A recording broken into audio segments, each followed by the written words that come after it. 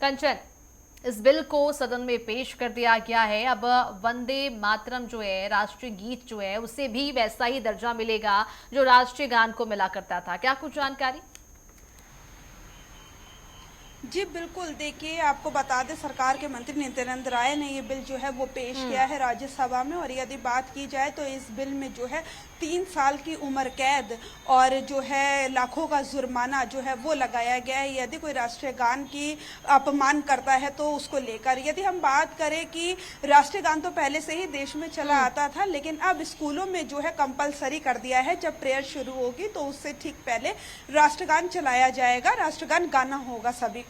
लेकिन यदि बात की जाए कि राष्ट्रगान तो पहले भी स्कूलों में चलाया जाता, तो आपको बता दें कुछ पंक्तियां राष्ट्रगान की जो है गाई जाती थी, लेकिन अब कंपलसरी कर दिया गया कि पूरा राष्ट्रगान गाना जो है वो बेहद जरूरी है। तो ऐसे में राष्ट्रीय गीत को जो है ये सम्मान दिया है राष्ट्रगान के बराबर का। राष्ट्रगान हमने देखा था हमेशा से अंत में होता था, तो ऐसे ही अब जो है शुरुआत में राष्ट्रीय गीत भी गाया जाएगा। तो अपने आप में एक बड़ा बिल पास हुआ है। हालांकि ये प्रावधान पहले भी था, लेकिन बिल्कुल। और कंचन, ये भी बताइएगा कि इस बिल के पेश होने के बाद राष्ट्रीय गीत के कानूनी स्थिति में क्या कुछ चेंजेस होने वाले, क्या कुछ प्रावधान इसको लेकर?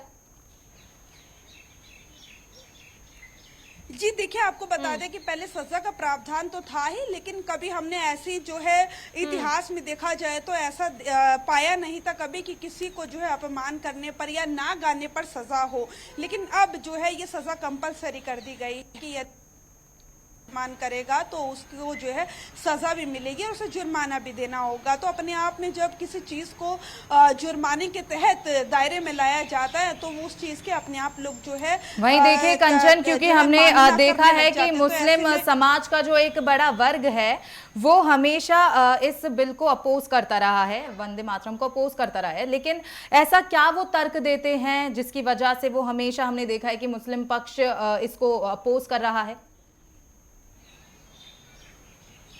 देखिए, आपको बता दें कि हमेशा से देखा गया है कि मुस्लिम पक्ष का जो है वंदे मातरम राष्ट्रीय गीत की जो 2 कड़ियां हैं वो बोलते हैं कि हमारे जो है हमारी कुरान में इसके जो लिखा हुआ है उसके अगेंस्ट में चीजें हैं, तो हम उसे नहीं गाएंगे।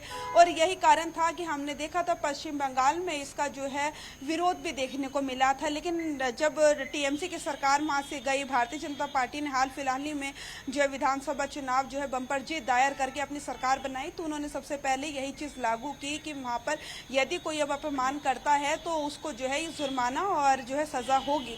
और उसके बाद यदि हम देखें तो मुस्लिम पक्ष का यही कहना है कि कुछ चीजें हैं जो हमारी कुरान में बताई गई हैं कि हमें नहीं करनी है, लेकिन उसमें वो दर्ज है, तो ऐसे में हम नहीं कर सकते। बिल्कुल। तो सरकार ने राज्यसभा में राष्ट्रीय गौरव अपमान निवारण विधेयक 2026 जो है वो पेश कर दिया है। तमाम जानकारी के लिए बहुत शुक्रिया आपका कंचन।